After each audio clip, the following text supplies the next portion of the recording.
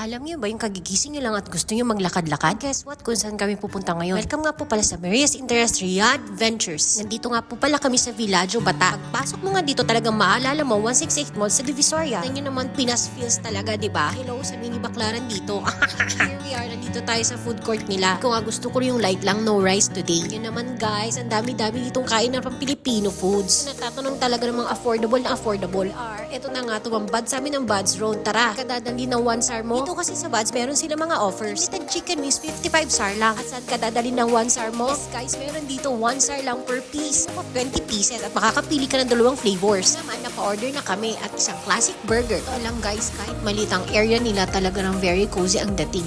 Perfect na perfect to sa hangouts. Mapa-grupo man o mapa-family. And here we are, ito na nga ang aming order. Dumating na sila. Korean barbecue honey mustard flavors. Mustard nila with cheese on top. O diba, ang galing. At nagulat nga pala ako sa burger nila kasi ang laki niya. Hati ko na rin pala to para madaling kainin. Lahat pala ng order dito is made to order. Here we are guys. Sobrang saya at excited ko na. Talagang pilantakan ko na to at talaga naman hindi ako nabigo sa lasa. Ito talaga na gusto mo lang talagang alunusin, papakin, ganon. Yung 1 SAR mo talaga namang sulit na sulit. A must try, Korean barbecue flavor. At sa sobrang excited ko nga, tignan nyo guys, tara kainin natin tong burger. At sabi ko nga dito sa kasama ko, wag muna siya kumain at videohin muna niya ako.